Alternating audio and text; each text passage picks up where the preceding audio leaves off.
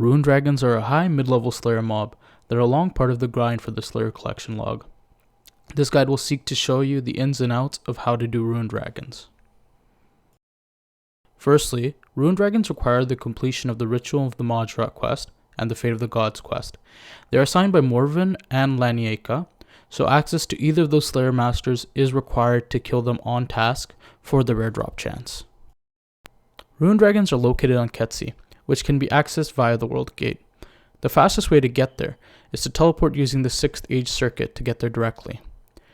Alternatively, players can teleport to Eagle's Peak using the Lodestone and run south until they reach the World Gate. When on Ketsi, I'd recommend players kill dragons southeast of the portal, just north of the building. This is so that if you accidentally aggro too many dragons from a Greco, you can go behind the building and safely deal with them a few at a time or until the aggro subsides. Now onto the gear. For Rune Dragons, you're going to want to use ranged power armor that is perked with at the very least Dragon Slayer and Genocidal. Armadil is feasible, but you may need some extra food or even a Vampirism aura because the extra defense that Pernix gives you makes the Rune Dragon splash considerably often. The most important part of the gearing is using a bow along with the new Jas Dragonbane arrows. There are a substantial increase in damage compared to all the other Dragonbane ammunition and weaponry. Feel free to downgrade to a Zerite bow or Decimation if needed. If you don't have an EOF, feel free to sub in an Amulet of Souls or a Blood Amulet of Fury. Nightmare Gauntlets and Fleeting Boots are also unnecessary, and you can just use the best power gloves and boots that you have available to you. For the pocket slot, I do recommend you take a Book of Jas with you, as the upkeep is very low and the DPS is noticeable.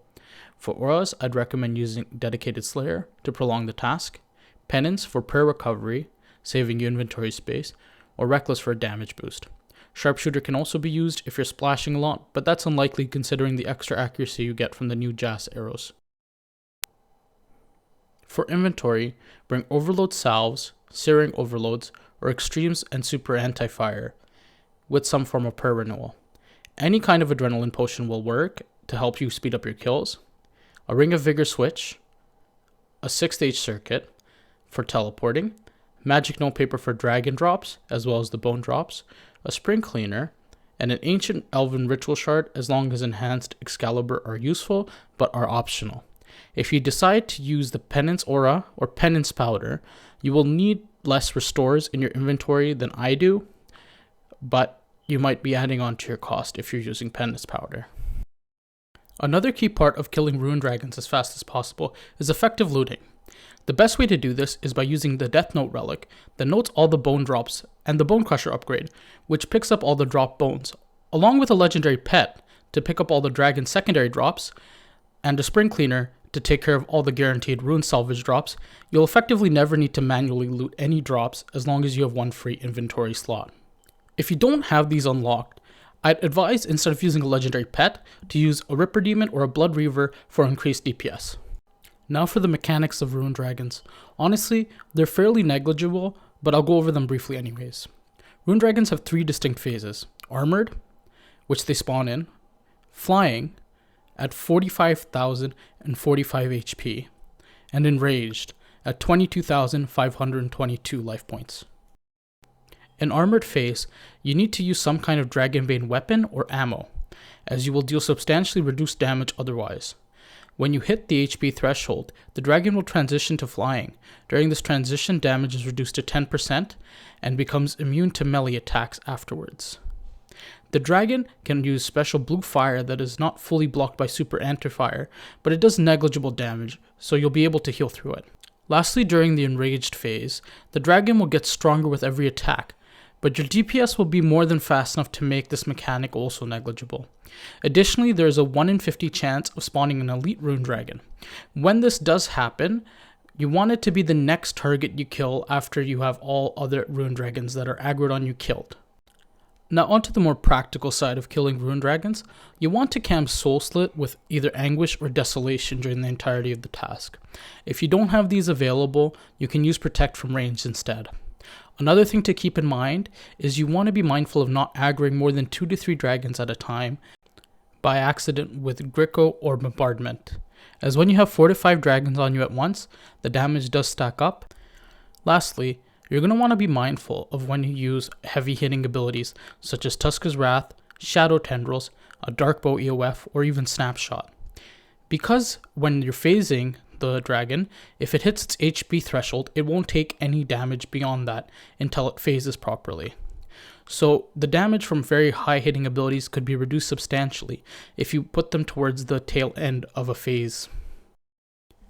Through my testing, I found that it was very easy to get between 160 and 170 Rune Dragon kills per hour.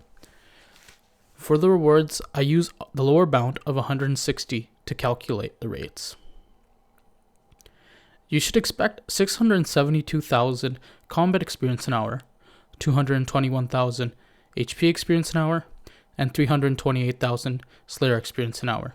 In addition to this, you can expect 186 Crimson Charms an hour, 32 Blue Charms an hour, and 122 Green Charms an hour.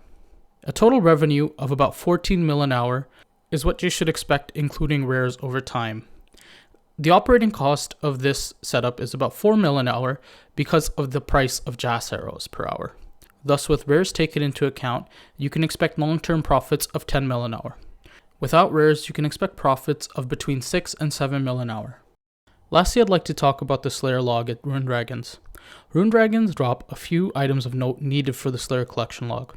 The Steadfast Scale, Glaven Wingtip, and Rage Fire Gland are all the tradable rare drops here, but they can be obtained from the 3 elite dungeons at a more common rate.